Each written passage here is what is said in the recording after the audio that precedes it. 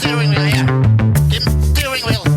Hey, steering wheel. Somebody tell him to give it to him. Come on. Whoa. You like my bass? You like it?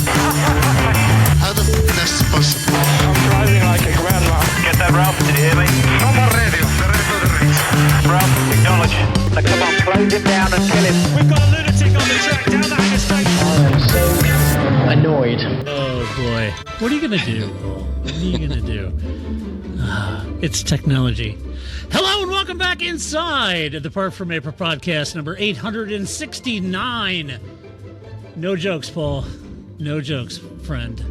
So, this is Todd. Of course, you know who this is. No, Todd, not now. And you know why I've asked you You here. must convince the villagers that I'm harmless. That's exactly what that's what I need you to do. Hey, tonight, I'm excited because as always, as we're wont to do every year we do this, don't we? Yes, we do. We do this every year. You know, what do we do? Here, I even have a little music to get you in the mood here. How about that royalty-free music? Isn't that lovely? I thought so. So, with nice champagne, Grace.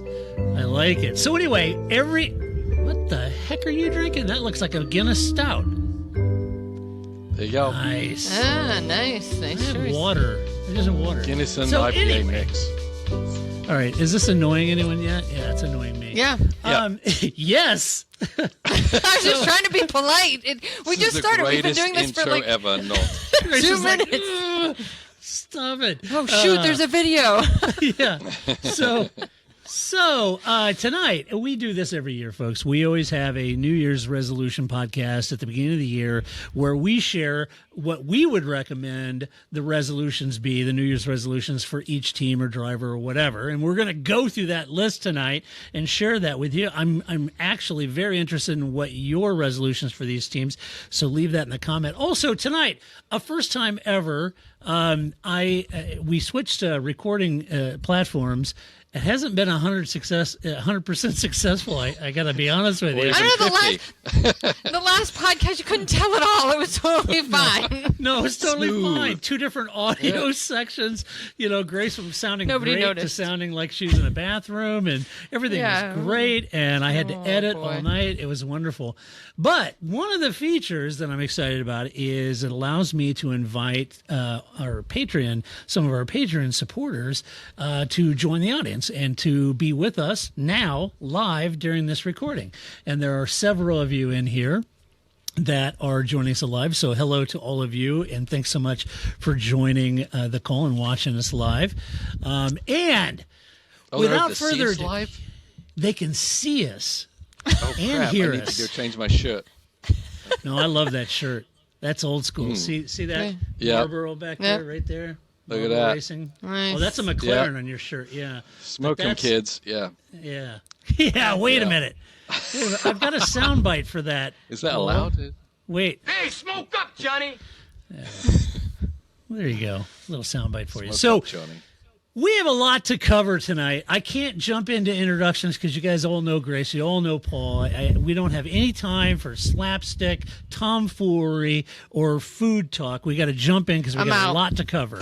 Yeah, I was promised only tomfoolery. What are you talking about? no It's the off tomfoolery? season. Grace said we were going to do a rendition of Pinball Wizard, but maybe that's... I'm waiting. That's going to be great. Pay for that? Do we have to pay for that? We Yeah, start that's singing an extra. ourselves? Or is it just No. to play Pinball Wizard? If you play it, then it gets copyright, yeah. And Royalties, then yeah. this whole podcast would go to supporting Pete Townsend, which I don't know how you I was just feel going to say, about I think he's doing all right. that. Yeah, he probably is. He doesn't need our shekels. Really regret smashing all those guitars. Though. I bet he does. He had like a 61 SG smashed, I remember. That would have been nice to have. Anyway, said the guitar nerd. So, all right, let's jump in and share our resolutions for the 2024 season. And we're going to start at the top with the top teams. We're going to work all the way through the top 10 in order. So that means we're going to start off with Red Bull. And I have, I have 4 resolutions for Red Bull. But Grace, we'll start with you. And Paul has informed us that his role here tonight is adding expert commentary on our resolution. So this should be a lot of fun. I'm Little the color, salt hence on the top. shirt. Yes. Yeah, it'll be Paul like, guffaw. That's crazy talk. That's crazy. Well, I think All right. we're going to be off to a good start with Red Bull because one of my resolutions for them is carryover from last year from one of Paul's. So this will work out great. So I think for Red Bull specifically, they need to keep doing what they're doing. It doesn't mean stay stagnant, right? Keep improving and developing and, doing what you do, right, to make your car better for 2024. Yeah. But you have to figure out that second seat and get rid of Helmut Marko. So, What? Wait a minute. Goodbye, good luck, and good riddance. That's not That's right. not happening. I Well, never you're thought not I'd gonna- see the day, Grace, when you were, pooping on helmet, Marco helmet. I mean, I don't think I'm alone in that. Are you? Really? Is What there you a doing that's so throng of wrong? people? Yeah. I don't think. I didn't ever thi- do Are to you living or in to a the bubble? What, like I'm Bernie Eccleston talking to my friends about Bahrain? I don't. Yeah, nothing. it's fine. No big. Okay, so get rid of helmet. Just a little tussle in the back of the high school. I guess. Yeah. Okay, so anyway, this is doing well already. So anyway, I think. I'm I don't game, know. Do you Grace. think I he it- makes good? Do you think he makes good decisions? Do you think he's done well for the team? Well, he's brought us Sebastian Vettel, Max Verstappen. I would say there are some good decisions he makes. I would say that he dropped the ball on Alex Albon. I think that was a miss. And I think Liam Lawson is a miss for AlphaTauri. But that's just me. So, no, Grace, I totally understand what you're saying. He's Okay. 50-50. Yeah. 50-50. All right. Although I the believe 50 that he was good at has delivered them millions. So, the 50 that he was bad at, Well, maybe that's the easy 50 to win, right? maybe. You got it. I'm just It's saying. a good point, Grace. It's a good point. Okay. Good. I was Yeah. just going to say for the second seat, I think that, this honestly is their biggest area of improvement. I think they really need to kind of figure out what they're going to do with that second seat, whether or not, they don't really need like another Michael Schumacher. They have Max Verstappen, but they do need a more solid Rubens Barrichello. And I think the beginning of the season would be better so that they can, when everybody else catches up or if they have any issues along the way, they have, some points built up there. Could that be Sergio Perez? It could be. Has it been? Sometimes, but I don't think that's what you really want. You like it? Do you like my pace, Grace? That's not really what you want in your second seat, right? In your second seat, you want somebody that's always going to be in the points. Solid, reliable, always in the points. They don't want to win, but they got to be in the points. And so that's what they really need there. And, Well, my resolution I kind think of they just need to dovetails look on up. that a little bit. If I can just add on, if I can snowball Absolutely. your thought here, Grace. Sure.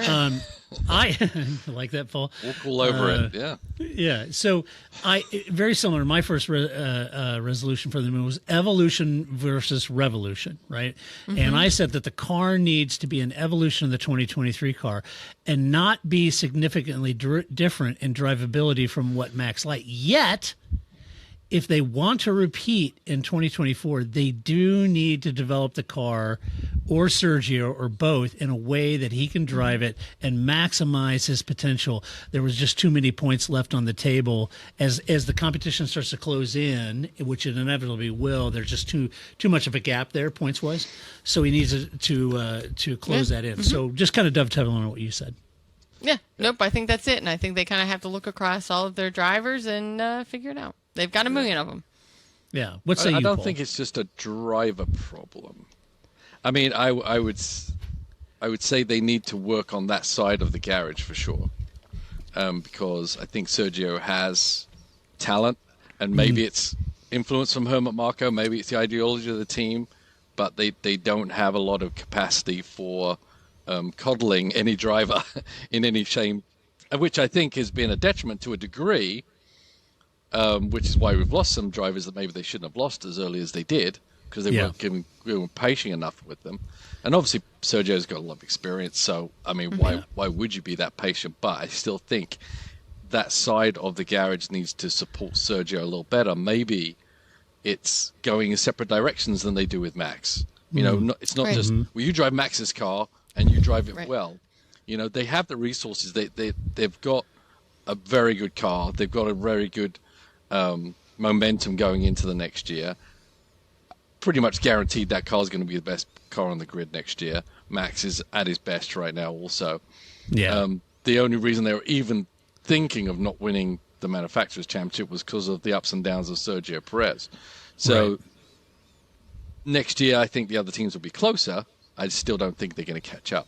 So, but with that in mind, I think their focus, they really need to pay attention to Sergio, not just Max. How many wins can he notch up? And can he catch Yeah. Michael Schumacher? Can he catch Lewis Hamilton? And as I said, I don't think it's all about the driver. It's how you, the team behind the driver, the engineering team, the strategy, and making sure, and the approach to every driver is different, how to get the best out of them. And I think they're not very tolerant of people just not going out there and doing it. And I think Sergio needs a bit more than that. And I think if they're going to keep Sergio, then they need to be all in on Sergio, Right. and support him and maybe have a different approach to how they deal with Sergio and prepare him for each Grand Prix and for the season. Okay. Very good. There goes Todd again. I know. Oh, now you're there. Yeah. Oh, good Lord. We got a close up of your ear, though. That was That was nice. yeah. What happened there? Well, we That was don't know. weird. It's gonna be fun. Yeah. It's going to be fun. Okay. So, okay. That means more editing to me if there's a new recording track created. That's great. Okay. So, Grace, what else? Oh, for Red Bull? Uh-huh. No, I mean, I think that's really nicely summarizes it. I mean, I just Okay. think that in previous years we've requested that Helmut Marko, maybe goes to some other events rather than just the Formula One events, right? Like, but Yeah, it's interesting Okay. with Helmet because obviously he's historical with the team, right? And it all comes down to the creation of the team, and now there's a whole new structure to the team, and how maybe he has to answer to more people than Dieter, right? Right. Before it Yeah, was just yeah, Dieter yeah. and Helmet. You tell me what I'm doing, and he did it and then did it. and did Right, it. But right. now he's got to answer to a board. So, I Right. even if Grace wants to kick him out tomorrow, I think his position in the team has to change naturally. Yeah. I mean, you don't necessarily need to kick him out. I just think, send him to some other Red Bull events, right? Like, just not the Formula One races. There's plenty. There's like 7 million Red Bull sponsored Him things and out there. There has to be gonna one. go do donuts in somewhere or ever.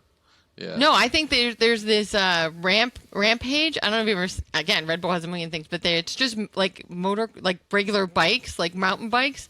They drop them off a cliff. They do all these stunts and stuff, and then they have to keep going through this motocross Wow. course in order to Nice. get down the mountain, continuing to do stunts, and it's insane. And I don't know what your day one looks like because that's clearly your day 1000. I don't know how you practice that, but send them to that. That's fascinating. Rampage, yeah. Perfect. Yeah, Rampage, Okay. check it out. It's a good time. So I have a couple more for him. I put, as Mercedes showed us and F1 proves over time, success is hard to retain, and so are key employees. So Red Bull need to think about employee retention programs within the cost cap structure, which makes that employee retention difficult. Or they could get poached. So I think that's going to be important for them as well as they move forward. And Mercedes, same thing, riding on 8 years of success, and everybody started poaching their engineers and that sort of thing. So I think that's that happens in F1, not the first time. I saw a vote that said that Toto is the best team boss in F1, and that confused me given what Christian has achieved with this amazing team. So maybe he should, like Toto does each off-season or summer holiday, maybe Christian should think about going out and breaking a limb or something for some Who did they sympathy ask? points. Was that a fan question? Did they ask the other His wife. team principals? interrupting him and his wife having a conversation about FIA secrets. I don't know. right, I right. mean, Who's the best? Who's the best? I hope it's Susie's favorite. I mean, that seems kind of weird it's if it Susie's wasn't. favorite, of course. So I thought, Christian maybe want to have a mountain bike accident, put a cast on, get a little sympathy vote there. A tennis accident. Come on. Yeah, Keep it that would be even thematic. better. Yeah, that'd be even better. And finally, I think Red Bull should seriously consider sponsoring this show because I drink enough Red Bull to supplant Carlos Slim as Sergio's financial backer. So throw me a bone, Red Bull. You should be. Then I could say the podcast is powered by Red Bull. To see you at the side, like just as excited as Carlos Slim is, but Todd, that's great. That I want to see. Go, Sergio.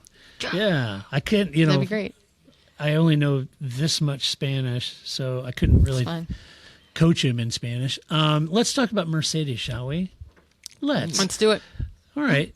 What do you got, Grace, from Mercedes? I think my headline for Mercedes is change your relationship with the FIA. I think part of it kind of is what you were just talking about with Christian Horner, right? So in stick and ball sports, right, they say don't let the referee determine the outcome of the game, right? This is true in racing as well, but I also think there's sort of this corollary in racing, which is also using the referees to your advantage and the disadvantage of another team, right? That isn't necessarily the same case in other sports. And so I think that's not only do you not want what the FIA decides and what the rules look like to affect you, but I think that Ferrari used to be the master of this, and I think Red Bull and Christian Horner have really adopted to be the master of this sort of like, what I refer to as just asking for a friend, which is like, hey, if I happen to be running more fuel by bypassing some of the rules, or I build my floor to this spec or this spec, what do you think that would look like in the rules? Would that be legal? I'm not thinking about doing that. I just wanted some clarification about what my floors can look like.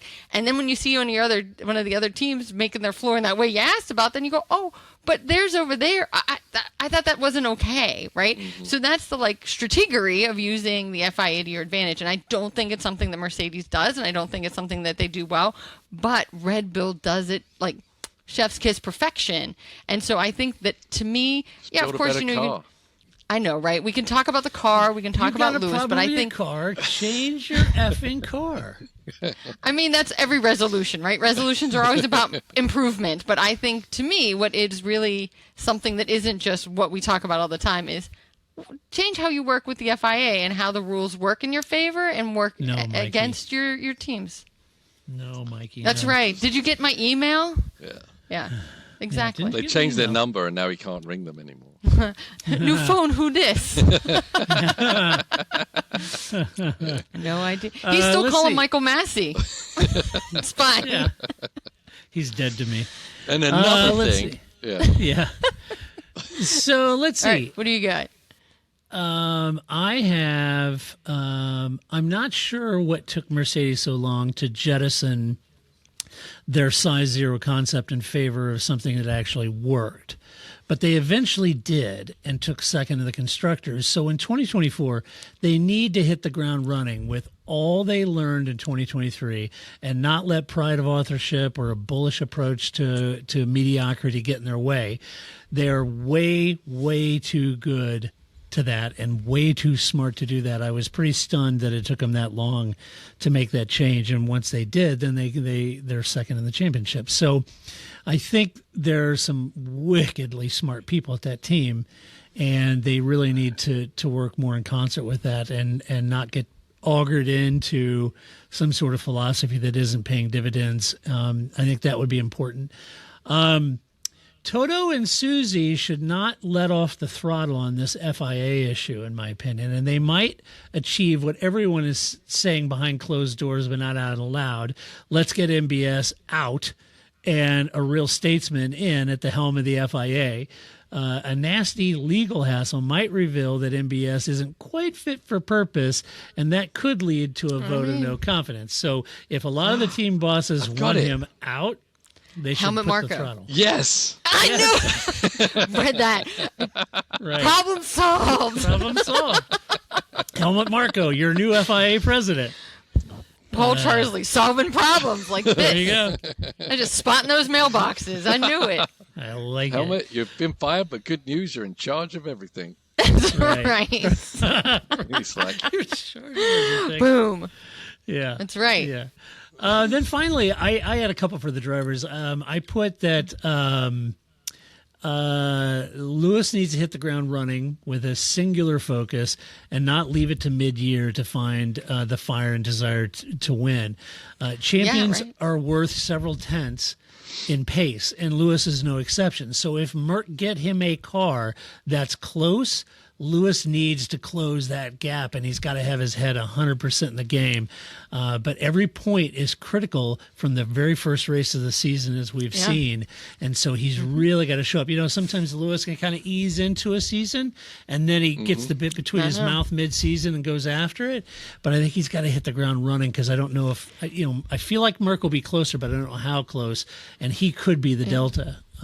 He can't have the Kimi Räikkönens, right? Like Kimi Räikkönen always like Spa. It was something like, oh, now I can win. I know how to do this, right? Like, don't do a Kimi Räikkönen. Don't just ease into that season. I think that's a good point. You need to hit that ground and go. Yeah, Right. I mean, it's easier said than done. Every driver has a different approach and different way when they jump in a car. Some drivers can jump in and be quick lap one. Some drivers need to work into it, and historically, Lewis does take a bit more time than some other people at the beginning of the season. That's for sure. I think when you were saying about they should have reacted quicker with the moving from the zero. I mean, it takes a lot to change the concept of a car, and It does. I think making a quick knee-jerk reaction just to change it for the sake of changing it, rather than really thinking about what actually was wrong and what actually can have a long-seeking improvement to the car. I think it was frustrating. Obviously, you would think they should just be tearing the paper up and just jumping right on it. But I think overall, they probably did the right thing by taking a bit more time and not panicking. The season was kind of not really going to work out. Actually, it worked out pretty well for them in the end, because where they finished the championship, I thought was actually pretty superb considering where they were at some points. So I think the time it took was okay, just like McLaren, where they didn't panic. They just had a plan. It's like, okay, well, we kind of know what we're going to do, but it takes a while to get to the point where we can actually change this concept and move on. It's a good shout, because McLaren said at the beginning of the year, don't look for any major changes until summer break, and that was pretty much spot on. Yeah, it took a long time. They had confidence. Yeah. We didn't have confidence, because they're like, what the hell are you doing? You got to start confidence. I'm a McLaren fan. I never have confidence. Yeah. But now that Mercedes have moved on from their concept that went wrong and they've gone back to whatever a car that started to work, they still need to have more consistency. Yeah. I mean, we saw some big blips, at certain tracks, certain conditions, temperatures, etc. They weren't quite having their head around their car, and they were struggling a little bit. So they can't have that. But I think that they need to move forward with this concept and just keep building on it. I know there's a new rules package coming up, but I think the trajectory they're on is good. They don't need to panic, and I don't think they do. So I think they're pretty much going to hold that resolution anyway. Yeah. Well, here's another one you might disagree with me on then, or maybe you won't. Maybe you won't. Wrong. Wrong. So George needs to put the 2023 season behind him as one of his worst, and he needs to start from day one by kicking Lewis's feet off the desk at Mercedes. This is a critical year, as Toto has doubled down on his Lewis love with a new contract, and this leaves George in perceivably the Bottas role. So if he has any desires of winning titles, he needs to legit beat Lewis first, and that's no easy task, as anyone will tell you. But there's a major element here for George. Either he's gonna fall into rank and file and be Valtteri, or he's gonna have to try to knock Lewis's feet off the desk there. And it's kind of put up or shut up. I don't know. Maybe you guys disagree, but that's kind of how I feel. I don't think he's going to be a Valtteri. He's not going to be a Barrichello, and I don't think he's shown any of that. I mean, maybe he didn't have quite competitiveness as much as possible. But I think Lewis was turning it up pretty hard. Yeah, he was. But I think he's done a very good job at keeping himself separate from Lewis and not just being a wingman. Even if he's not as quick as Lewis in other time, certain times. Yeah. The problem with George is, when he signed on, even when he was driving the Williams and getting ready to go to Mercedes, it was supposed to be a whole different picture for him when he got to Mercedes. Yeah. Lewis was supposed to be moving on, to retirement, singing and fashion, and George was going to be the number one, and Lewis is sticking around because he didn't win that 8th championship. Right. Yeah. If Lewis had won that 8th championship, I don't think he would still be here. I don't think he would. No, I don't either. But he's sticking with it. And so for that's like the thorn in George's side. He cannot claim number one spot while Lewis is there. I don't think he can kick his feet off the desk, but I think he's doing a really good job in sharing the table. Yeah. Yeah. It's a good point. What were you going to say, Grace? No, I mean, I was just, old man yelling at the sky about 80-21, right? Like this would be a whole different ball game then, right? So I think that's true. I mean, I think George it kind of reminds me of early Ocon. Like for a long time, Ocon was like Toto's guy, right? And we thought big things would come from Ocon, and that just is like petered out completely. So you don't want that, and that's not where he is. And I don't think it's like Alonso to Lance Stroll or something like that. Like it certainly could be worse, and it could be a larger gap. But I do think that George needs to like amp it up a little bit, and both on the track and I think as part of his narrative. I think he is very much the like very polished Formula One driver. Well, maybe be a little less of that, or maybe be whatever. Then, like, if George is currently just operating at a 6, maybe try an 8 sometimes, or just bump it up a little bit, so that people can kind of see both in your narrative and on the track that this like I'm nice shirtless George guy isn't all you're about. It's kind of like when we talked about Lando last year, right? Like Twitch Lando versus adult Lando, or however you want to phrase that. Like you need to kind of like bump it up a little bit, George. Yeah, for sure. Let's see. Let's move to Ferrari. Ferrari's issues aren't, in my opinion, Dave in the audience says, put a shirt on and turn it to 11. Good point, Dave. Nice. Let's see. Ferrari's issues aren't Carlos or Charles. They are the car. So Fred should avoid the past Ferrari way of noodling around with the driver changes and focus 100% on the car and its drivability. If it's an evolution of last year's car, they have a long way to go. And with the cost cap, I think it will be tough for them to claw back, the performance. If they can't find the pace of performance, they may want to consider the 2026 regulation changes and treat the next 2 seasons as a real R&D development cycle for a large jump in performance gains in 2026, like Red Bull did to Mercedes a couple years ago. It's my thought. Yep. It's not. It's. And I have others. You want to know what they are? Strategy. Ferrari needs to find. Not really. We're only on team number 3, man, and you're already like, I'm over. This podcast is still going. Why am I here?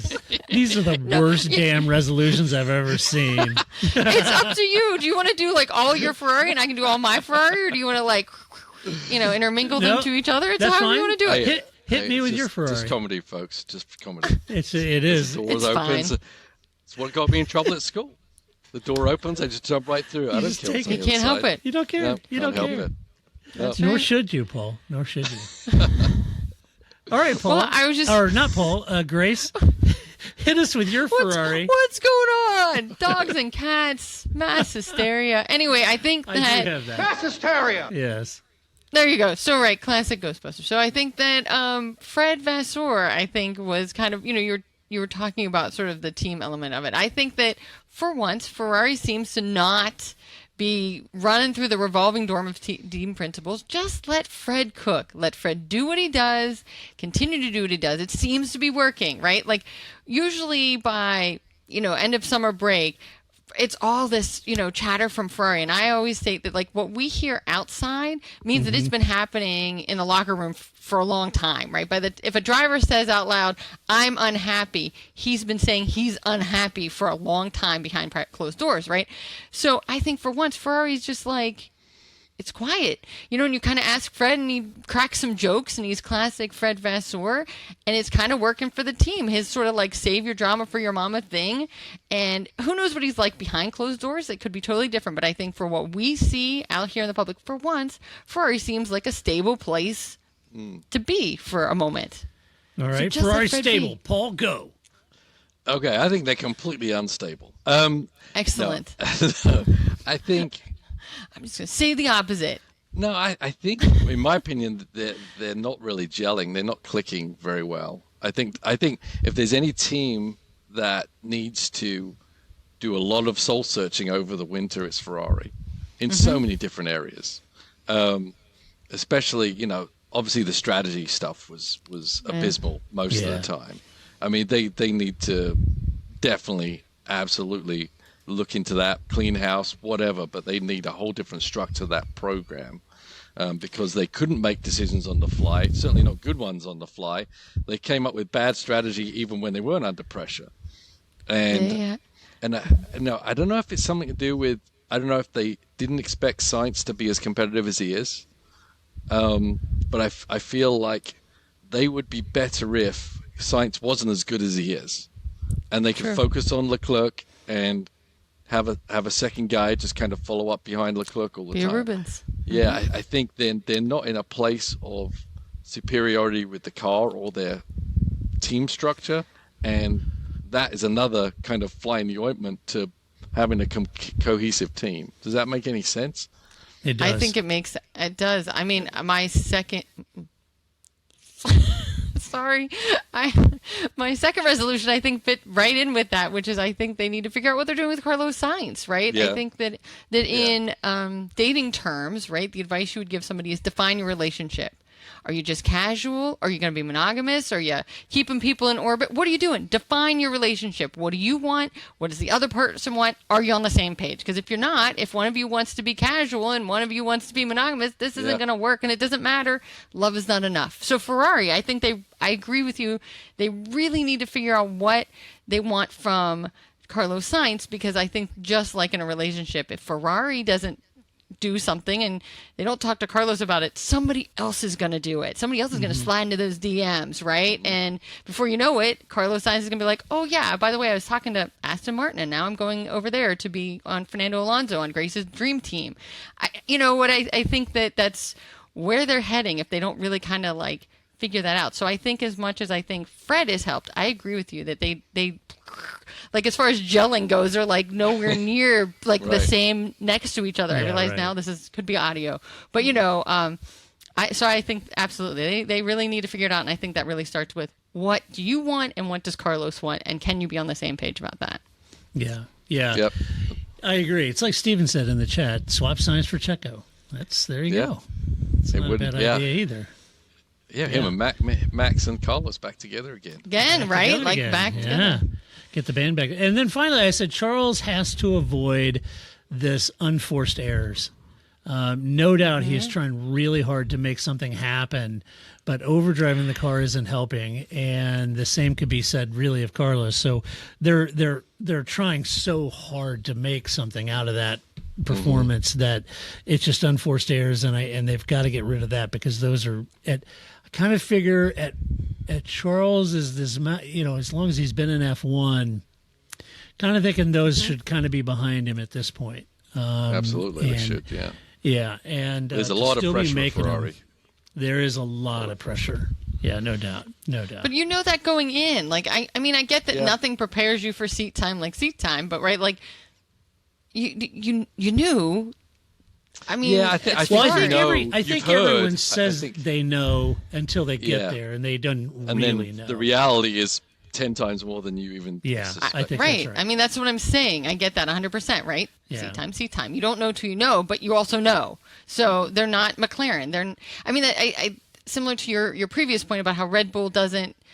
They have. It's not so much coddling their drivers, but they sort of have like one. They treat all their children the same, right? They have one path, and if you fit on that path, great. Then you're going to be great, and you're going to work here. I only know how to raise one kind of kid. And often that second kid, whether it's Pierre Gasly or Alex Albon, isn't Max Verstappen, and you want to treat all your kids the same. Well, I think Ferrari is, kind of they have to figure out what this is. I don't know. I guess I'm not disagreeing. I agree that I think that there's sort of going on here. Well, let's talk about your team, shall we? That seems good. Let's do it. Ron. Hey, did you see Ron got knighted? Sir Ron Dennis. Finally. Finally. Finally. I think this is now that Ron and Lewis can now do that biopic together they've always been wanting to do, right?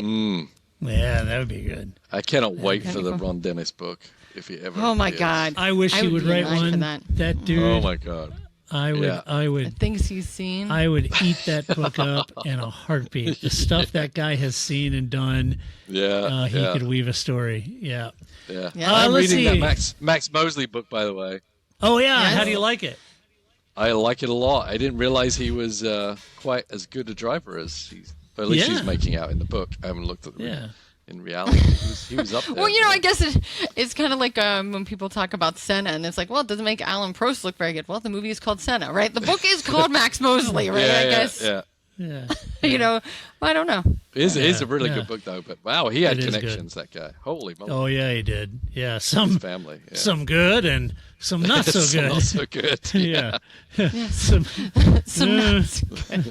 some not so good.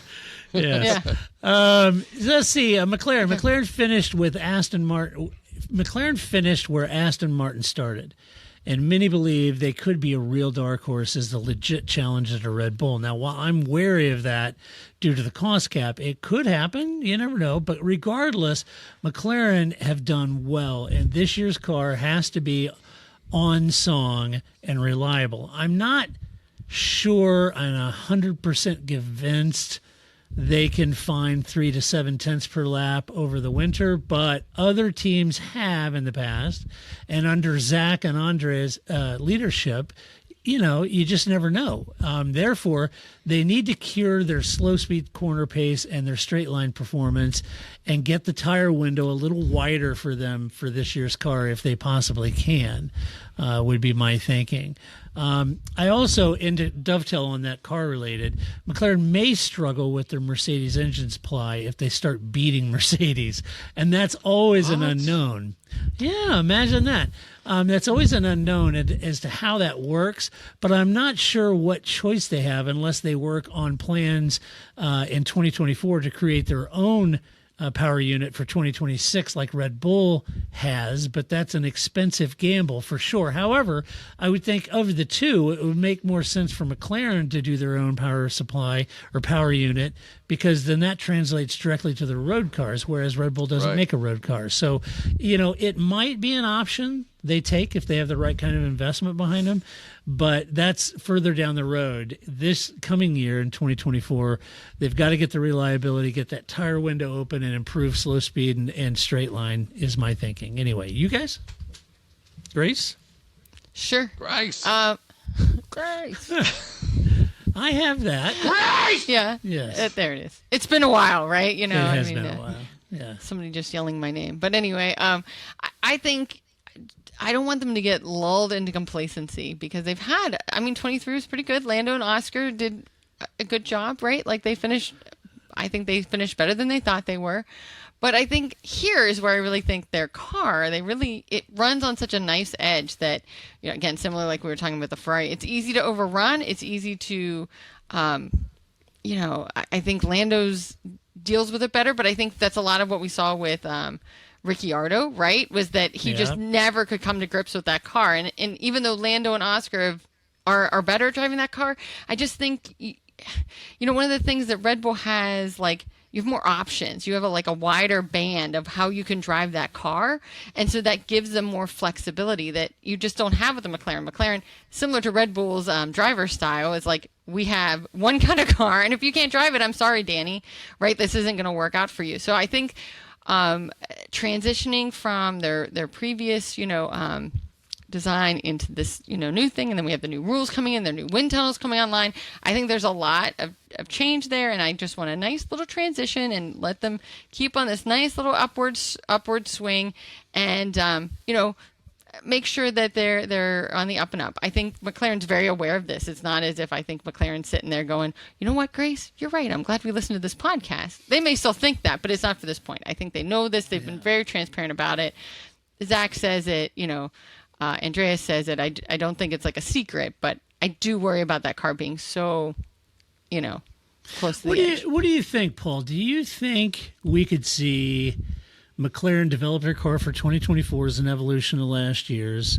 Do you think we could see them kind of repeat 23 where they hit the ground, assess where they are, run a few races, kind of measure that out, and then really kind of focus on a mid-season summer break major upgrade like they did last year? Do you think they may do that again or not?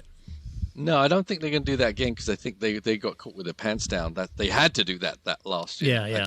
I think ultimately in the very few notes I did make, but is they got to build on their last year's success and continue that upward trajectory. I don't think they need to, one thing they don't need to do is throw everything at it to try and get to Red Bull. I think that may be unobtainium, and I think it may be distracting to them. They need to not get too far ahead of themselves. I say build on what they have, be more competitive from the beginning of the season, because if they were that competitive from the beginning of the season, they would have been chomping at the bit for second in the championship, but they weren't. So they need to just, don't do anything crazy. And as I said, don't be so single-minded that we've got to beat Red Bull. They need to still beat Ferrari. They still need to beat Mercedes to get to Red Bull and just keep moving onwards with something they did very successfully. But the biggest worry is as they get more successful is the driver pairing is going to get more and more difficult to manage. I think from what I've seen outside looking in is that Piastri and Lando have a good business relationship. I don't think they're buddies, and I don't think, as soon as the race weekend is over, they go separate. And I'm sure Piastri is doing that for a very good reason. And I think Lando's just maybe for the same thing because he sees them a much bigger threat. And so as the car gets closer to winning races more consistently, being in the top front two rows, and Piastri's in his second year now. He's not the new kid, and I'll just sit back here and just take it in and behold the wonder of Lando. That's all over already. He did a great job, as it should be. Yeah, yeah, and I was just going to say on the driver front, and I'll add this, Grace, and then chime in where it's appropriate. And I do say appropriate. It's a joke. I'm only appropriate. I don't know why you had to repeat that. Come on. That's the only appropriate one. Yeah. Especially in the pre-talk. Oh, my God. I try not to be the reason we get explicit ratings or whatever, right? Like I'm trying to keep us above bars here. Dang it. Let's see. So from Lando is the man at McLaren, and his rookie teammate outshone him a few times, and did as did his patience, really, when he forced a few moves on track. So McLaren aren't starved for potential drivers, right? They have plenty. No, but who they need is a potential champion, not just drivers, right? And Lando is that potential champion, but Lando needs to ditch the unforced errors as well and inconsistency by rising to the clear leader status in both skill and maturity at that team. This is kind of that moment. He used to be Twitch Lando, then he was kind of grown-up Lando when Dan came aboard, right? And really kind of turned it around, got a little more serious about it. Now he's got to step fully in because, as Paul mentioned, Oscar is, I would say, wise beyond his years, and he's not a Carlando, fun buddy to play with. He's there to win, and you can tell. And I think Oscar had a terrific year, but like George, I think he knows if he wants to seek an F1 title, he'll have to start by knocking Lando Norris's feet off the desk. And there were certainly moments like that in 2023. So, he's shown that he might be able to do it. And I think Paul's right there. The more successful the team, the more friction there could be there between the two of them. And so Lando really kind of has to take even one more step in that maturity and skill game, I think. That's my thoughts. Yep. I don't know. What Yep. were you going to say, Grace, on the I was just drivers? going to add that I think that as far as driver relationships, and you mentioned Carlando, but I think there was a real change in their relationship when Lando started being successful, right?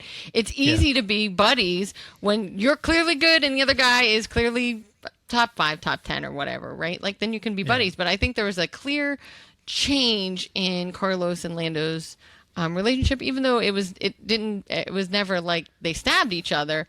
But it clearly stopped being quite as like, hey, we just goof around together all the time because Lando became a real threat. And I think that you can't possibly be buddies with your teammate in that way when one of you is trying to kill the other one and vice versa. So he didn't have that relationship with Ricciardo, and he's not going to have that with Oscar. And, I think the only joke Oscar really makes is that he's, that Fernando Alonso has been racing longer than he's been alive, which every time he says that, I do not appreciate. But yes, that gets brought up a lot. So I think that, Oscar did great in his first season. I think that I don't think that was unexpected, but I'm sure that Lando was hoping he wouldn't be quite so good in his first season. Yeah, I'm sure. Well, speaking of Fernando, No more radio. The rest of the race. let's talk about Aston Martin, shall we? The green team, Paul's namesake on the Heart of Racing. Many praise Alex Albon. I like it better to think it's Paul's name that was like somehow like he's named like Jensen or something like that. He was named Jarno Trulli after somebody, right? Like Right. The team was named Jarno after Trulli- Paul Charsley. right. Jarno Trulli's named after a motorcyclist, right? So that's why what came to me. Yeah.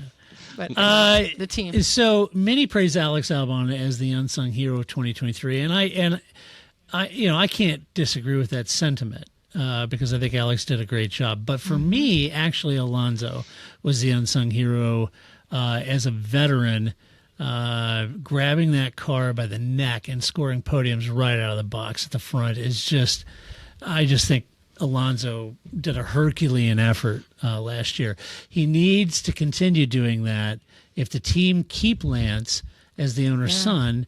And because Lance, honestly, he left a lot of points on the table, and I think that is costing the team millions of dollars in prize money. So the heavy lifting is really down to Fernando, and I think Fernando's got to really keep that that pace going if he can.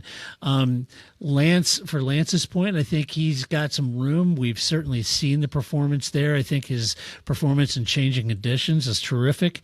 But there's an opportunity to raise that game a little bit, score consistent points, and keep that and deliver those points because that's a huge help. It's a tall ask when you're up against Fernando. And I get that, but it's also a tall ask to ask Fernando to go out and do the lion's share of all the points haul for the team, right? So it's a tough situation for them both. But Paul, how do you see the drivers? Yeah, I mean, I agree. Yeah, it's been a lot of weight on Alonso. I mean, I think Alonso takes it in his stride, right? I think he actually loves it.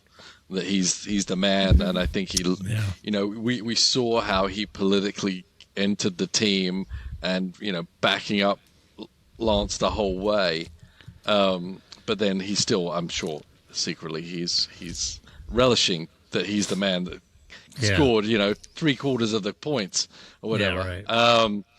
But it's not an easy task, and in the end it's not a way to be ultimately successful, right? So you still always need that second person. So we know Lance had some high points, mainly near the end of the season.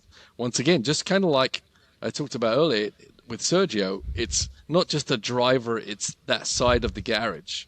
It's the engineering, it's the strategy, it's, in between sessions, it's pre-race, how are we going to run this? They all need to work together a little bit better because I think Lance seemed very agitated sometimes with a lot of decisions. Yeah. And I'm not sure how that evolves if they're all talking properly together in a fluid manner and making these decisions for the race, why there's any question of what was the right or wrong thing to do. So I think they all need to definitely get together with their vision and move forward and try and make that work a little better. I think, sometimes how they're working in between sessions didn't matter as much because the car was that competitive.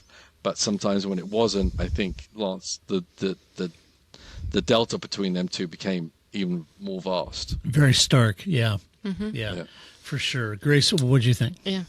Well, I think as far as, I don't know, I guess I'm just adding more to this. I really think that Lance they need to figure it out, because I think in addition is that if Alonso has, let's say 3 to 5 years, right, most left in this sport, if you're either not fully sold on Lance Stroll as to be your next number one, then you need to send him to WEC or somewhere, because you need to get that future number one in there now so they can learn from Alonso, because I think Alonso is very good at mentorship, if you will, as long as the person respects the Alonso clause, right? He worked out great with Ocon until Ocon didn't respect that Alonso, I'm Fernando Alonso, how dare you try to beat me or be better than me, right? So I think he really does do that. It's just as long as you get that I'm the number one as Fernando Alonso. So if it's not going to be Lance Stroll, then they got to figure it out. And perhaps it makes somebody sad. Maybe it makes Lawrence sad. I don't know. But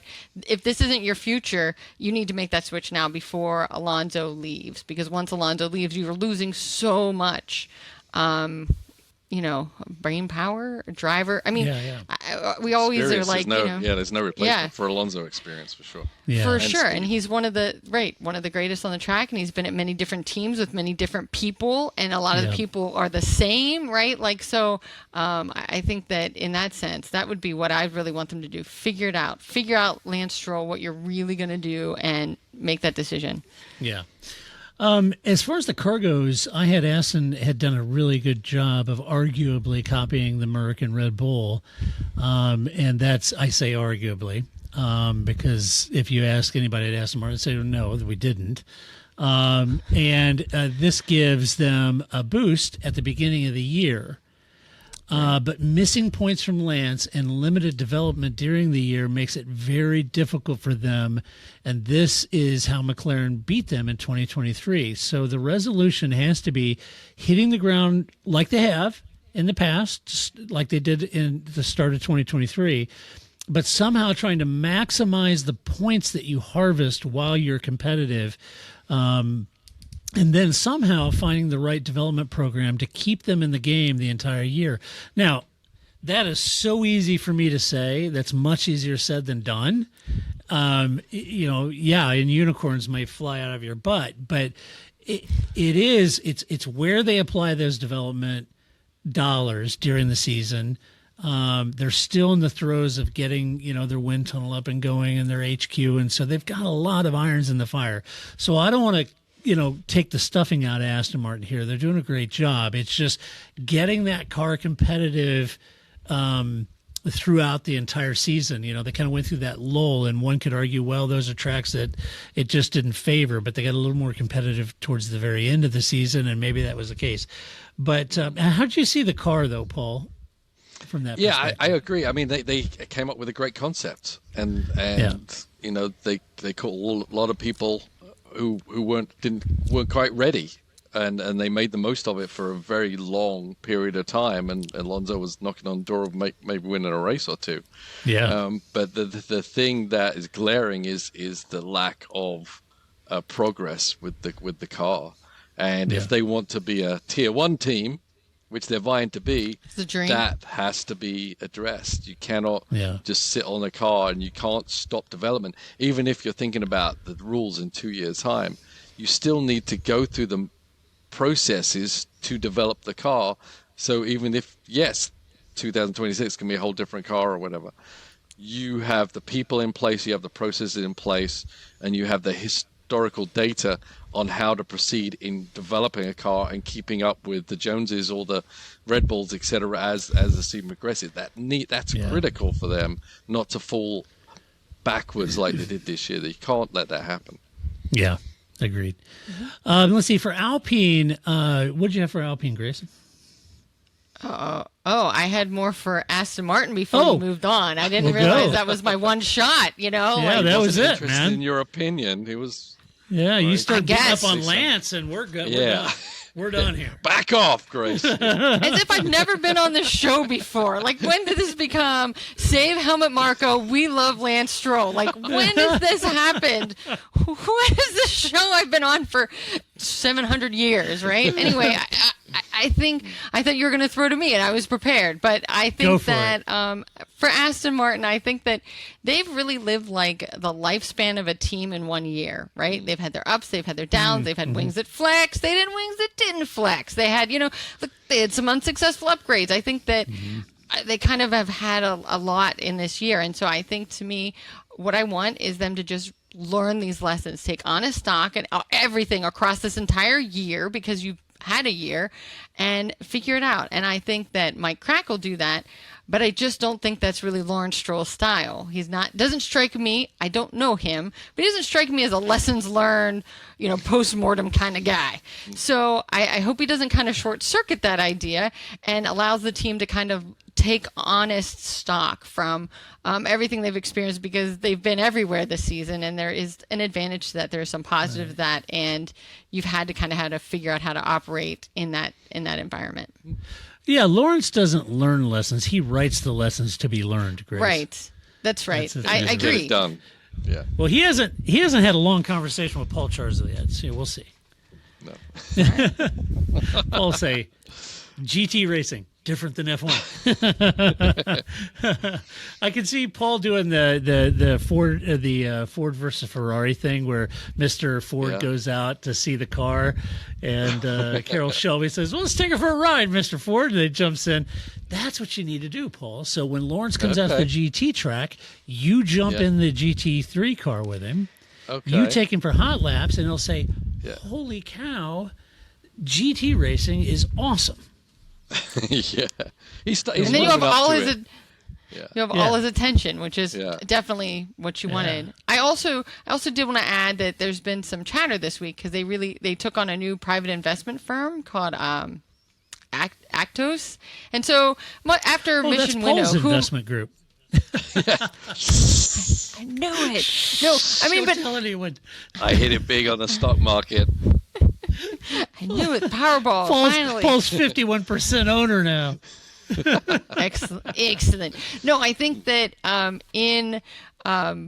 after Mission Winnow, I'm always like, when these little companies show up, it's like, who are you really? What do you do? I still don't actually know what Mission Winnow does, except we all know what they do.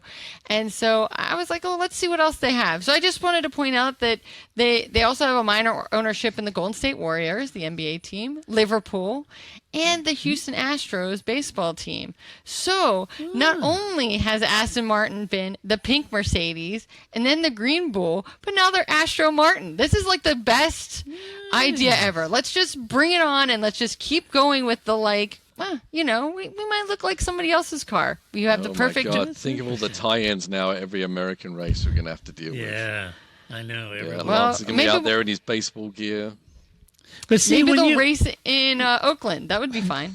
When you said Liverpool, see, Paul's not a Liverpudlian. He's not a fan of Liverpool. Yeah. He's a West Ham fan. That's right. I didn't pick who they invest in. I'm just sharing the information, right? It wasn't like a dig at Paul. You go back to them, Grace, and you tell them. Listen, but I will say that I accidentally watched part of a soccer match, which I think was Liverpool and Arsenal, and they don't say anything. And I think people need to learn something from this, that those broadcasters only speak when it's necessary. They just let the people play. And I think that more broadcasters need to follow that. I mean, right, everybody played soccer. I have some knowledge of it. And I've seen, I've gone to soccer games here in D.C., but I think that, they just didn't speak. It was refreshing. You mean they didn't spend 20 minutes recapping how offsides work? Right, or how qualifying works every single week, even though we've been here every single week, right? I just thought it was so nice that football and Formula One could just learn from. You don't have to speak. I've been saying this for years. If there's nothing to say, don't say anything. I think British football needs its own version of Chris Collinsworth. Then. No, what? Why would you wish that on Why would you wish that on anybody? Yeah, that'd be perfect. Don't do I heard Al Michaels. I even know who that guy is. That's crazy. Do you? Oh, there you go. What about Al Michaels? That he's leaving? Is that what you said? Yeah. I said, well, what about Al Michael? I heard he's out of a job, so could get him. I don't know. Over The only thing I know about Al Michaels is that he doesn't eat vegetables, not at all. And if he's at a fancy restaurant and they bring him out a steak and potatoes and they just throw on some vegetables, he sends it back. Vegetables touched my meat, I won't eat them. Al Michaels, who is not a young huckabuck, does not eat vegetables. Fun Well, fact. let that be a lesson That is to a you. fun All fact. right. One of those. I don't know, One of those right? fun Like, facts. I don't know. Paul loves vegetables. I'm just saying, do. it was just very shocking He that eats like, all of his vegetables. His plate is Every always single clean. one of them. Yeah. if your steak touches your vegetables, you send it back. You're the opposite of Al Michaels. Paul even does Brussels sprouts. I love I eat Brussels. Brussels You can pull Brussels the are Brussels good. on top of my steak. I'll be happy. Yeah, is nice. see? Little crispy. Alpine. What do you got, Grace? Alpine. All right. So I feel nice segue. Brussels sprouts, Alpine. Alpine. Alpine. One I and think the for same. Alpine, my resolution is the same as it's been every year and every incarnation they've Ooh, ever that's been. amazing. That's amazing. Look at what I said on the top of my thing. You're like the amazing Kreskin. That's exactly what You I am. are. Sis boom ba. The sound a sheep makes when it explodes. So every year, Alpine. I was earlier talking about, Carlos, define your relationship. What do you want? What does Ferrari want? Are you in or you out? What is this relationship? Alpine is always 1 foot in, 1 foot out, just keeping everything else in orbit. Be committed. Be in a monogamous relationship with Formula One and just stick with it. Whatever you are, this seems to always be a problem with, well, I don't know, maybe, I don't know. It doesn't work in Formula One. Whatever you call yourself, just be in the sport for the long term and just be dedicated to it. Be better, I think is what you're saying. Be So, best. Paul, That's right. Same as it ever was. Same as it ever was. Yes. Yes. What do you think about Alpine? I grow tired of talking about Alpine. Yeah, I don't want us to get banned either. Yeah, it's like as Grace said, it's the same every year. They Every year. don't. It is. They don't do anything different. It's always the same. They always talk about what's going to happen in 2-3 years, and we're 2-3 years later. We'll forget what we said. It's in 2-3. Then we're going to really show Red Bull what's and up. we're going to be serious. But they don't. No, baby, I didn't mean it. I swear. We're going to get engaged, I promise. No, I was Yeah, it's- making a gesture and I accidentally hit you. I swear. I don't... Yeah. Those weren't the nudes that I sent. Those are old messages you saw on my phone when you were looking through it. I didn't even write that stuff. No. I left my phone at the bar and someone else is doing it. I'm just Paul holding these never condoms for a sends friend. pictures. Yeah, Paul doesn't send pictures. Not with his head attached, right? It's only from here down. Yeah. He knows. the He's a neck professional. That's right. So, okay, there's all right, Alpine. Yeah. Alpine, what are you gonna do? I don't know how much more to say. I'll tell Alpine you. just needs to literally be better. Okay, Tomfoolery is the best we have for Alpine. Yeah. All right. This just what do you got? in. Okay, Alpine, I gotcha. Everybody's beating up on you. Yeah. I gotcha. All right, here we go.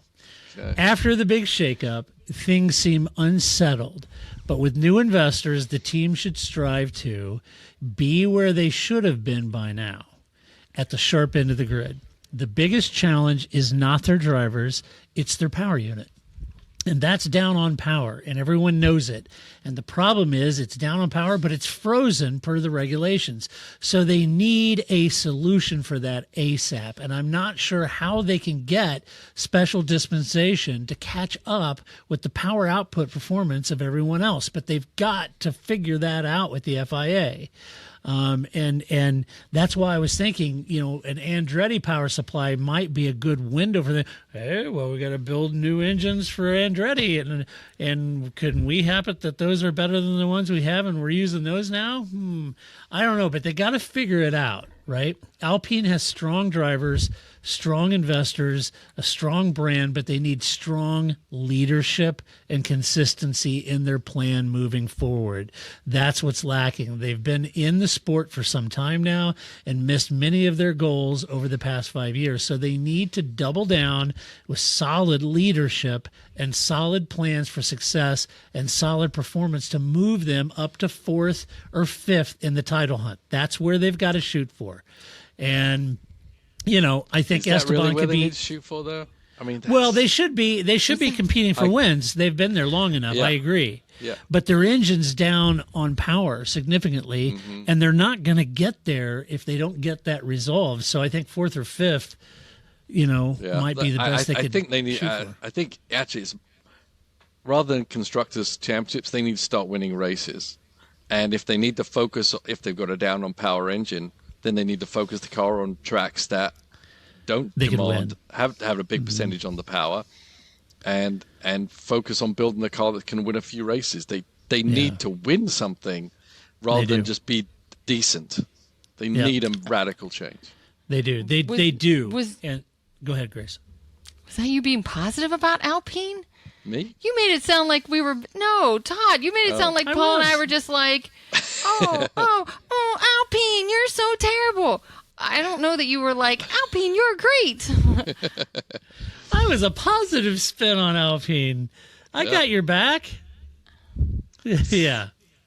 Okay. Well, I was being... Okay, I was being truthful. I was truthful. Saying a couple of challenging areas, but I also think Esteban could be a chippy driver and Pierre could get touchy. They need to pull out.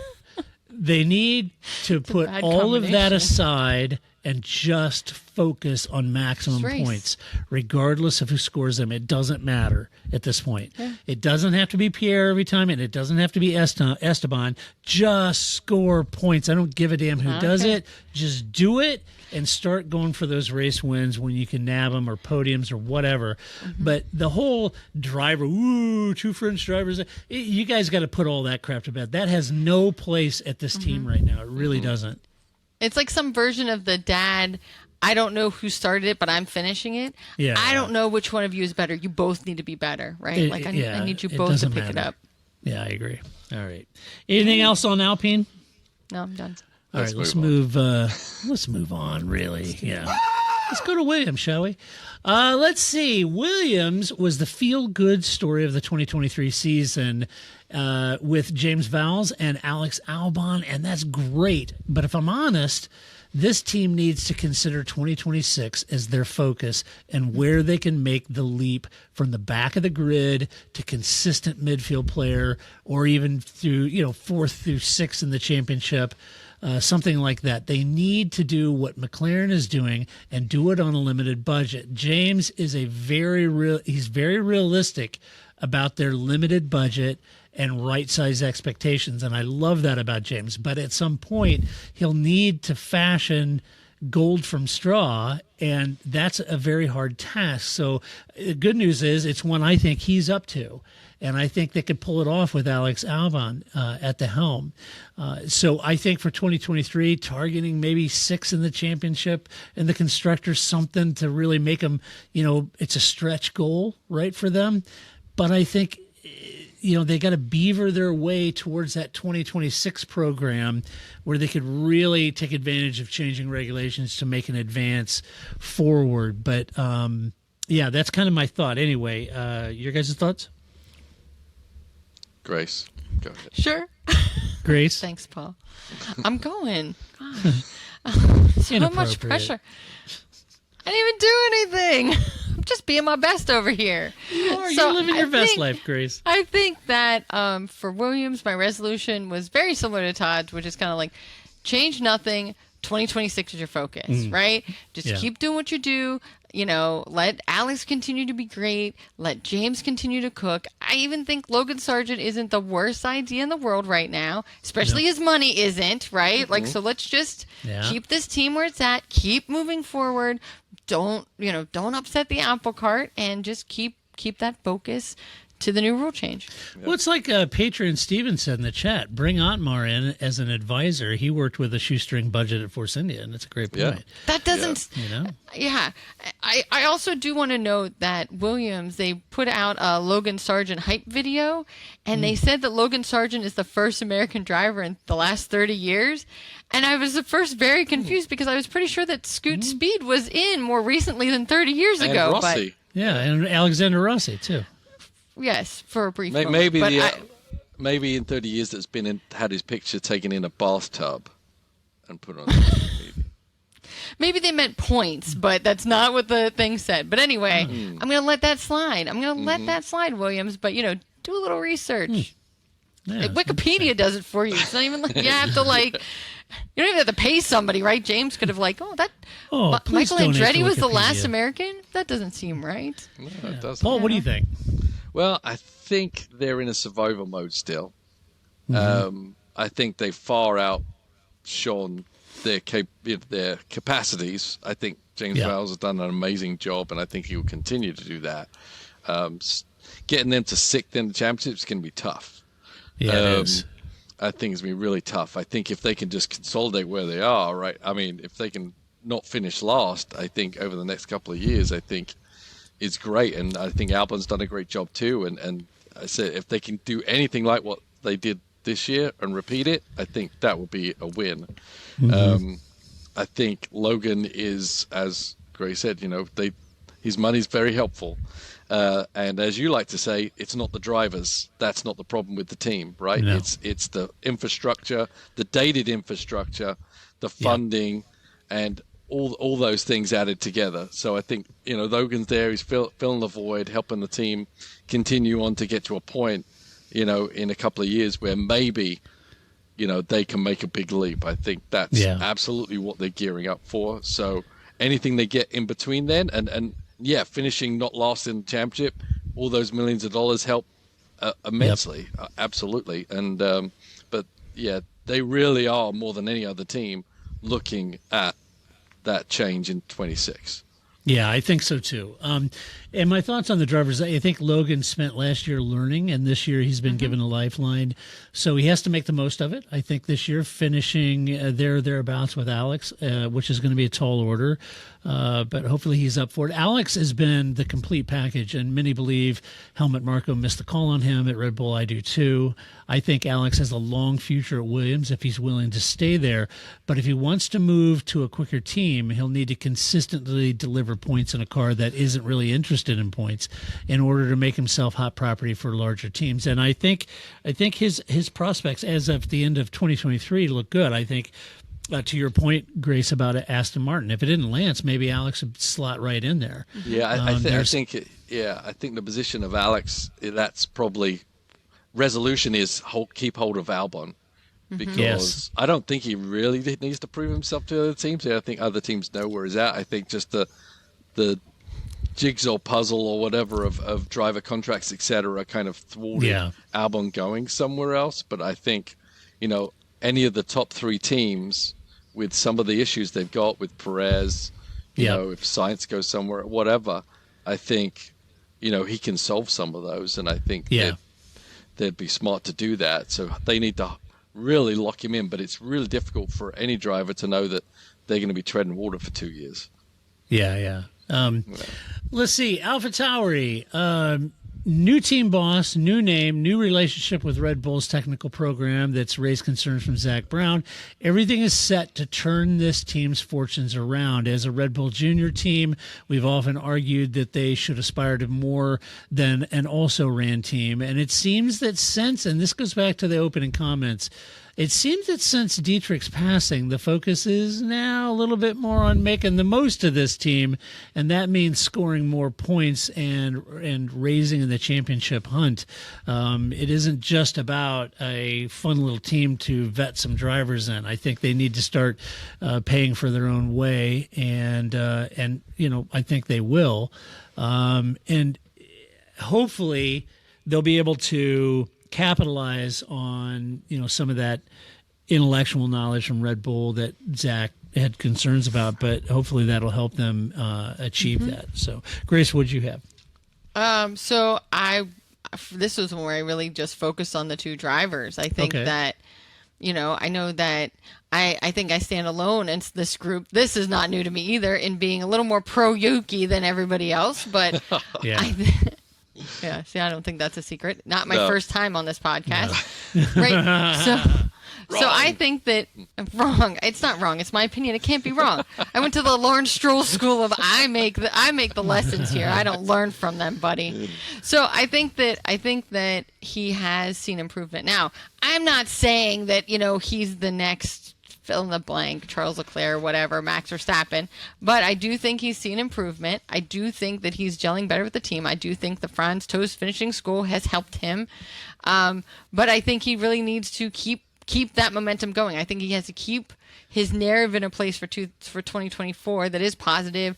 Be out there exercising, be out there meet and greeting with people. I think he has the rapport comedic part that podcasting on rap video done. That's fine. I think that, again, it's he's good at the Twitch Lando part. We need to be good at the other stuff too. And for people to really see that, even though I think he's got that and continue to develop on the Yuki side. And then I think Ricciardo needs to do something, right? I think that he's kind of stuck in this. Your hand. Well, I mean, that would help too, but I think he's kind of stuck in this weird space, right? Where, I think him of any of the drivers has a real clear narrative through Drive to Survive. I mean, he even admits that, right? He's like, your show will be nothing without me when I leave, right? I'm the reason this is a success, right? Right, but that also means that we now can see every up and down of your career because of Drive to Survive. And so I think that he needs to push himself. He's at he's at middle age for drivers, right? He has fewer days, in front of him than behind him. Figure it out. What do you want to do? Do you want to stay at AlphaTauri? Do you want to be at somebody? What's your goal? Hunker down. I'm not saying he can't be fun. I'm not saying that's, don't be fun. Don't be the fun guy. But I think that he's going to run out of time real quick if he doesn't kind of figure it out what he wants to do and do that. Right. Netflix are a real bunch, aren't they? Yes, Dan, they are. So, Paul, let me share my driver comments, and then you can wade in and all right. and address it all. I know, just wait, man. Just wait your turn, Paul. I'll be back in a minute. Yeah.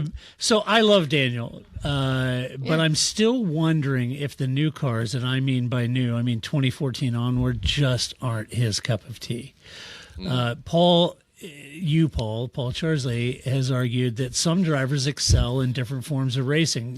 Mansell did in F1, but not so much in the junior categories. And others excel in junior, but when they get to F1, they don't.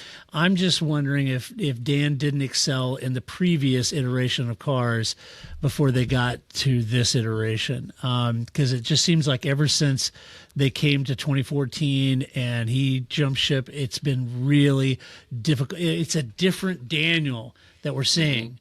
I know Dan can win races. I've seen it. And for him to be so far off the pace and not capable of getting back on it, it makes me head scratch. Could it be that this version of F1 has left Dan on the back foot? Or can he turn it around? His resolution has to be rise to the team leader role and not get beaten by Yuki at this point.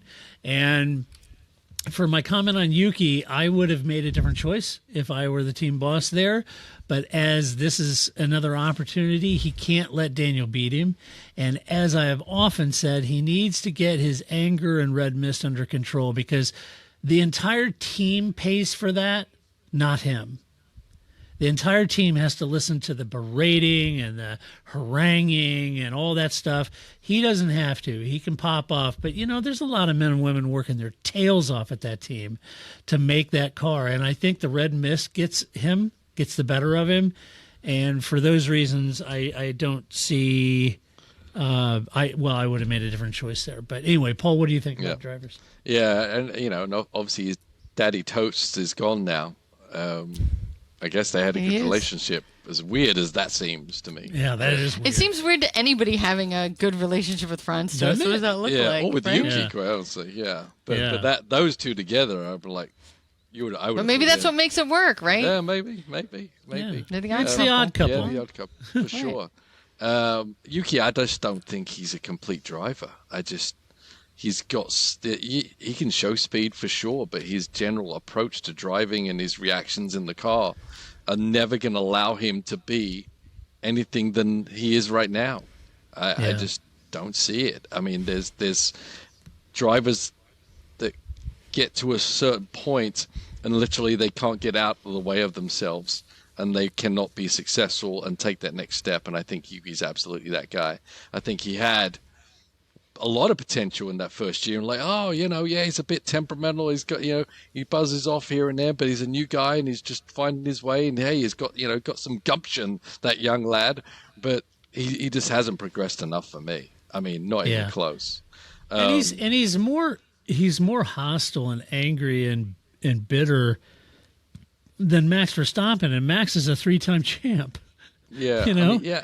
I mean, he's angry at all kinds of things that aren't under the team's control, and you just got to be better than that. You've got to be the captain as the driver in the car.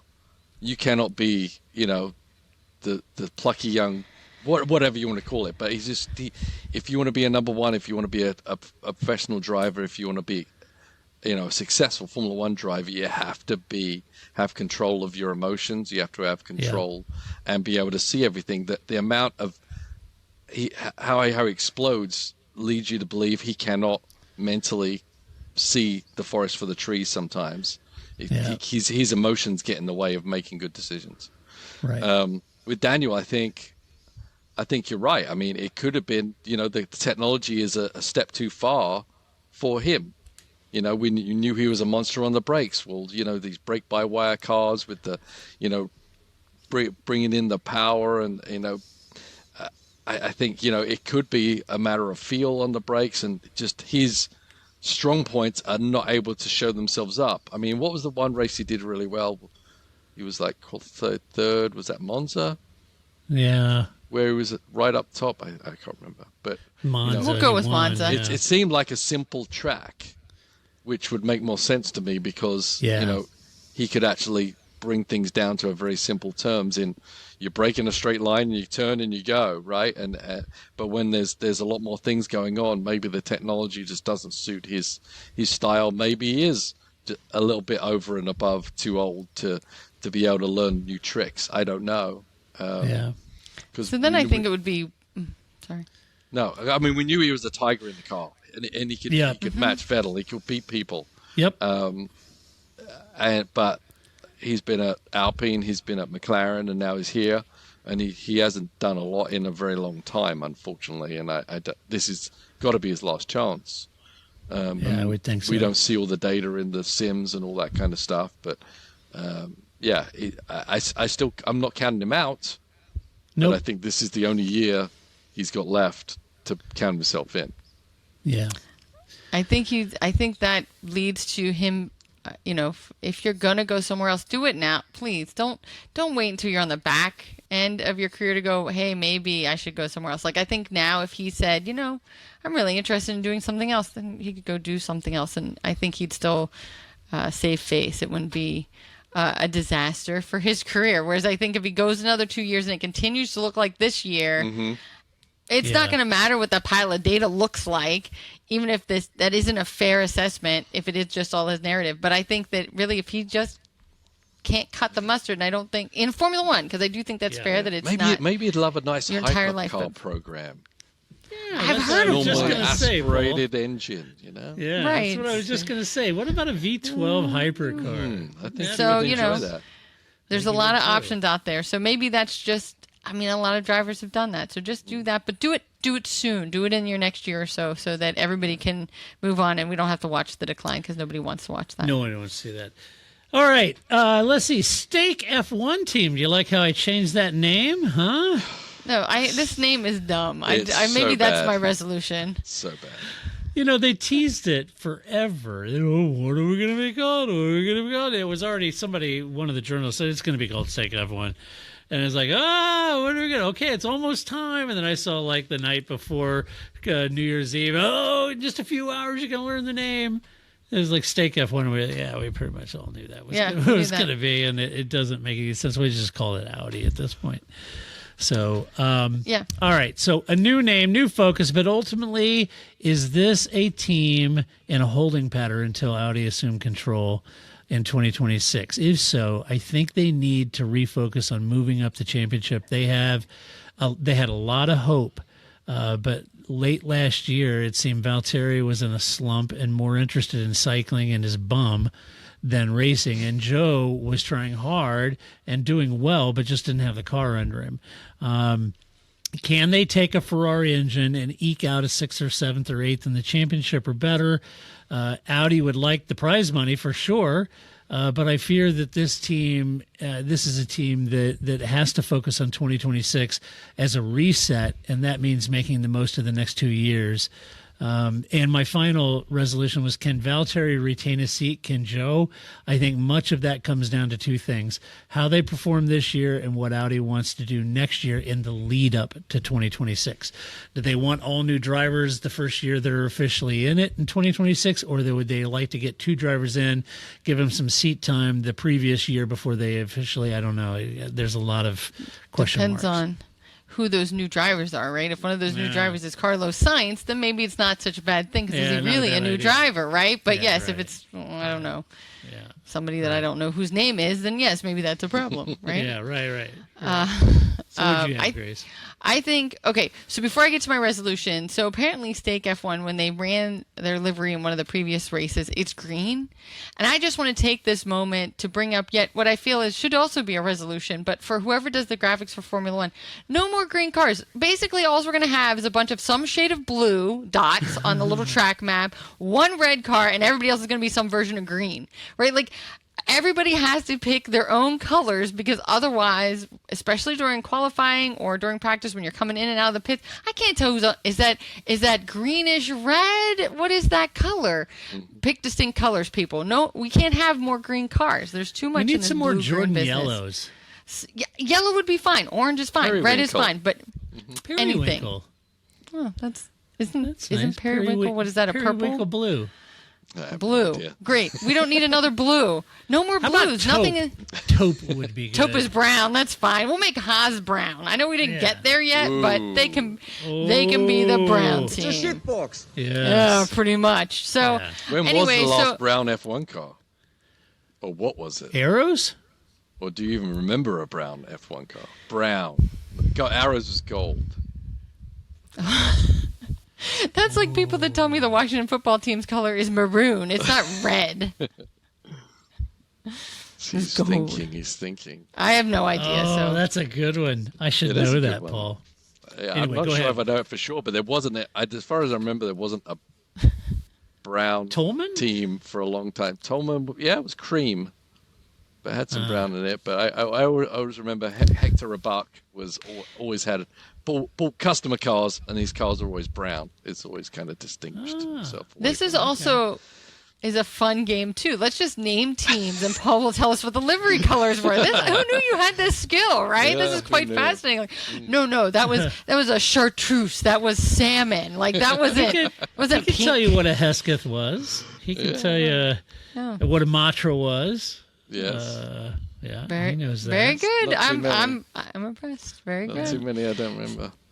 I'm No. afraid. So Mm. All right. Sorry, Grace. So Stick, I think- stick F1. Sorry. no apologies. I'm the one that kind of took this off. We're all tangents. It's the off season. This is the tangent time that you never let me Yeah. have any other time, right? Right. It's fine.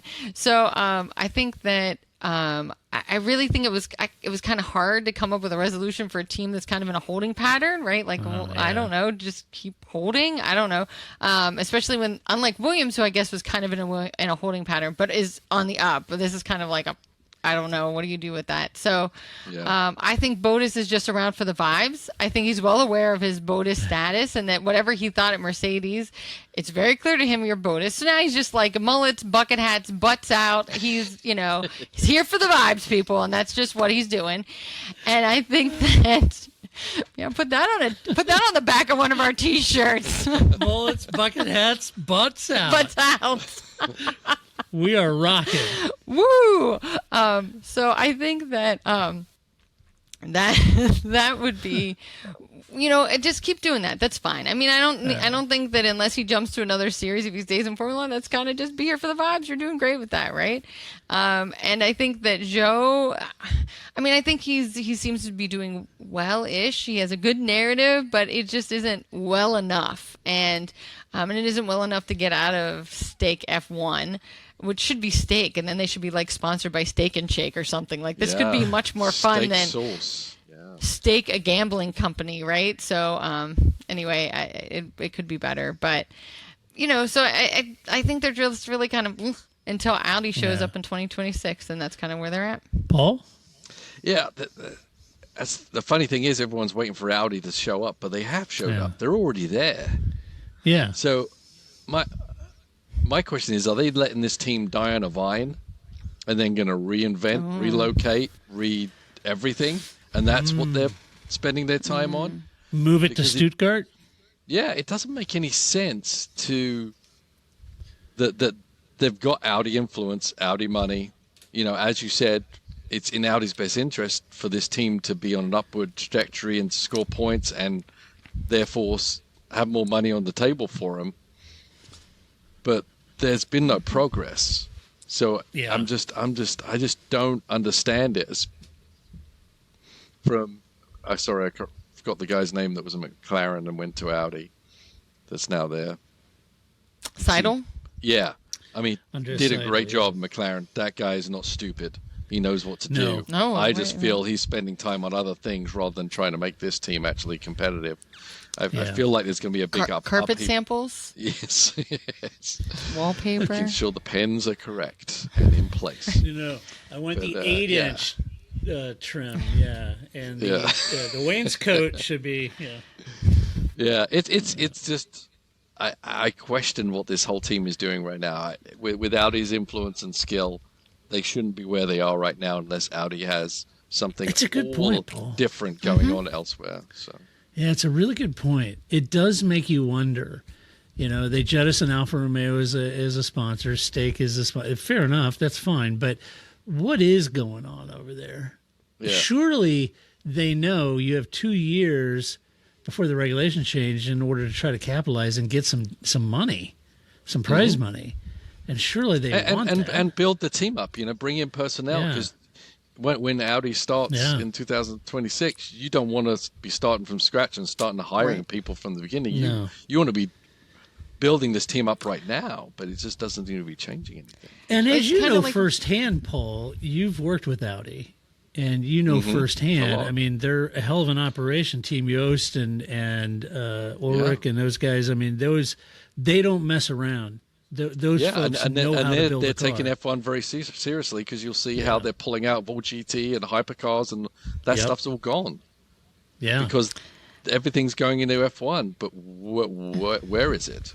where is it? Yeah, You're right. Like often teams, like top teams, will bring in drivers. You know, a Mercedes or Ferrari or something like that will bring in teams that drivers or staff at a lower team to kind of get the the sillies out or whatever, right? Yeah, like yeah. kind of get their get their sea legs, if you will, and. You could be doing that now at the team that they'll still be at, but now get your sea legs under you now instead of waiting until 2026 to work out your sea legs. It's a very good point, right? Yeah. Use these 2 years wisely. agreed. that. Good All point. right, are we ready for Haas? Are we ever ready for Haas? Is Haas ready for us? I think is the actual question. 'Cause if you thought I was mean to Alpine, whoo boy, Gene, you better have your big boy pants Is on. Haas Buckle ready up. for anything? Not really. Yes. All right, I'll run through mine, Grace, and then you can tee off. You can go all Joe Pesci on them. Here we go. All right, I love Haas. Caveat. All right, the men and women of that team are working their tails off, but they're not delivering and can't maintain the development war with anyone around them at this point. If I were Gene, and Gene, I mean this in the most loving way, but if I was Gene, I would think about changing up the leadership of this team and see if I could make the most of my investment. If not, I would do a deal with Michael Andretti and cash out while F1's on a high. It's unfair to trundle around at the back for both drivers and all the men and women at this team who work so hard. So they need a new focus and direction from leadership and the owner that will give them inspiration and hope to move forward. If Gene can't afford it, no harm, no foul, then sell to someone who can. And if you can afford it, then find someone who takes your investment and makes the most out of it. You know, you've got to James Vowell this sucker, right? And you're not. And no offense to Gunther. I mean, we all love Gunther. He writes books and he's a real hoot on Drive to Survive. But that's not doing Haas any favors on track. And you've got to turn this around. And if you can't afford it, I don't think there's any shame in that. Then sell it to Michael Andretti or somebody that can afford to do it and let them have a go at it. And you cash out while F1's really hot and maximize your sale price. But I don't know what else to say about Haas. Grace, what'd you have? Fix everything. You are the Detroit Pistons of Formula One. It makes me sad Get it together, people. Either be in it or don't. I agree. Either sell the team off, or what I think would be even better, liquidate the whole thing so that the team principals have to come up for a new excuse for why they can't let Andretti in. Yeah. You now have the space for a whole new team. I just want to see what other excuses they've got built up, because it's certainly not just, we have too many teams. It's not the reason. So I want to see what else they've got. But I think that there's no hope there. Like, I watch the Washington Wizards. They're not great. Like, I could clearly see people in Detroit going, you have no space to pick on the Detroit Pistons. But I have hope for the Washington Wizards. They have a front office that's building a new team. Detroit is investing nothing, and their owner invests nothing, and that team is nothing. And that's very different from having the investment and building a team and going to be successful in a few years. It's Williams versus Haas, right? So I have nothing really nice here. I just think they need to, it's not cute. It's not cute anymore. I guess it's similar to what you guys were saying about Yuki, right? It's not cute anymore, right? Like, you were the plucky upstart who cursed all the time, and that was great, but we're over it. And Gunther's drive to surviveness, we're over it. You need to produce something. So I think for Williams, I was like, don't change anything. For Haas, I'm like, change it all. The wallpaper, the wainscoting, all of it. Do something different. Yep. It's not working. Paul? Yeah, I agree. I mean, they got a clean house. I mean, they've been chasing the same issues with the car forever. And I get you guys rightly saying, that they don't have any money because they're not really investing enough money to maybe get the right people in there to clean house. They're just kind of, well, maybe they'll do really well this year. Well, that doesn't work, right? Didn't work for me at school, So it's... right? Maybe he's going to really apply himself this year. This is going to be Paul's year. He's really going to blossom. He's going to glow up this year. The year of the Paul. Yeah. So yeah, I agree. I don't even get why this team is going the way it is, because then they're obviously struggling, but they're not trying to change anything. And if they're not trying to change anything, they're going to get the same result again and again and again.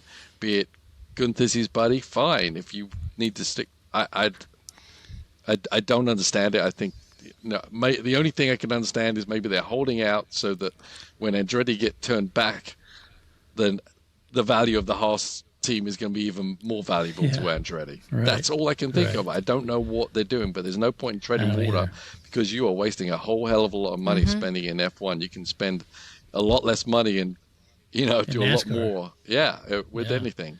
So I don't get it, but their whole team needs a wholesale change or additions with people who know what the hell they're doing. I agree. Yep. All right. Well, that does it for the resolutions. That's what we think the resolutions should be. But what do you think the resolutions should be? You can tell us by leaving a comment at our website at theparkformay.com. Just do it decorum civility as always. And you can go to the post about this podcast and you can leave comments there or on social media. You can do that too.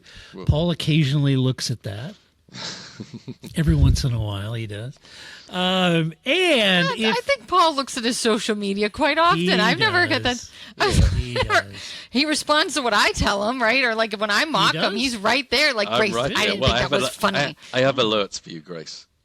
Oh, well, that could be too. Oh, God, Grace is trashing you on Twitter again. You better get over there and do something about it. Paul never responds to me. That's weird.